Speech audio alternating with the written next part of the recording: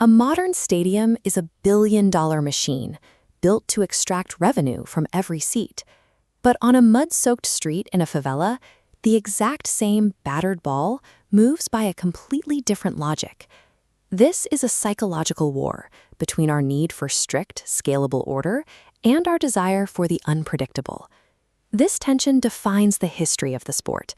In ancient China, soldiers of the Han Dynasty played cuju. They kicked a leather ball to sharpen their instincts, practicing a physical, raw, unpolished sport. By the Middle Ages, that instinct turned violent. Medieval Seoul involved entire British villages battling for a pig's bladder. These matches were so chaotic and difficult to control that kings repeatedly issued decrees to ban them.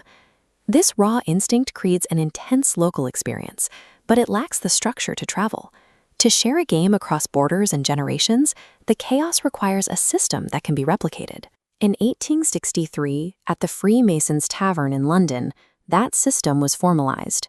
The Football Association codified the rules, separating the sport from rugby and establishing a rigid framework for the game. Standardizing the pitch, defining the fouls, and the scoring transformed the sport into a mobile product. British sailors and railway workers carried these rules to every port, building a global network. In 1930, the first World Cup in Uruguay demonstrated the scale of this new order. Organized teams competed within a standardized international tournament. Structure cannot account for every human variable. In 1950, 200,000 people filled the Maracanã expecting a Brazilian victory, only to fall into a silence that paralyzed the nation. The post-war era forced football to rebuild its systems after the Superga air disaster. The loss of the legendary Torino squad required Europe to construct new athletic and organizational infrastructures from the wreckage. The English provided the architecture for the game, but the tragedies and triumphs of the 20th century proved that emotion often outweighs the rules. Individual artists weaponized creativity to break through post-war tactical rigidity. They treated the pitch as a blank canvas for individual expression.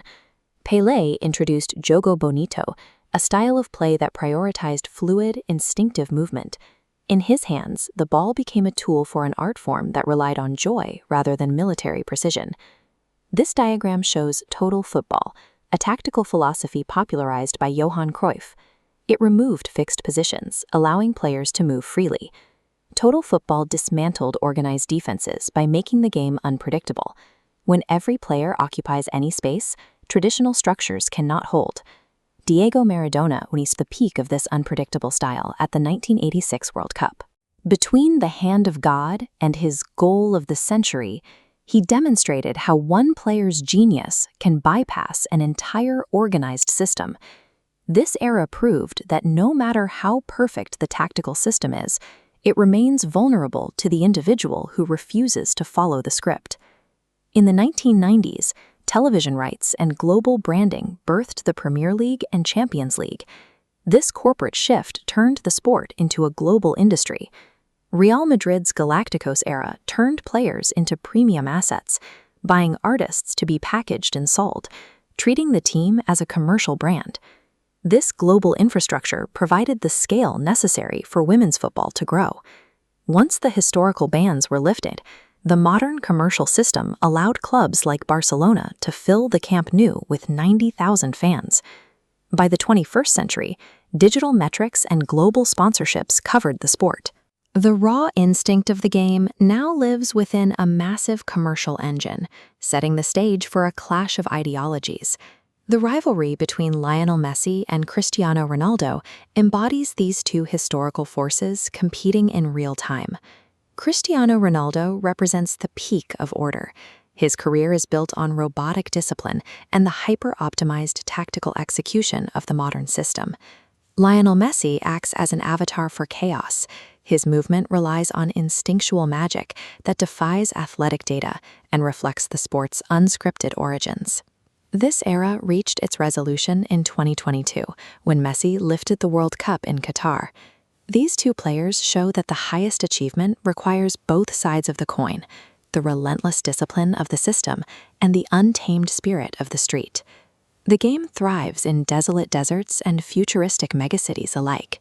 It is a universal presence that adapts to any environment. Despite the billions of dollars and tactical data, the mechanics remain the same as they were centuries ago. A ball and 2 stones for a goal are enough to start the story. As long as humans need to express their desire for structure and their love for the unpredictable, football will serve as a canvas that reflects the people who play it.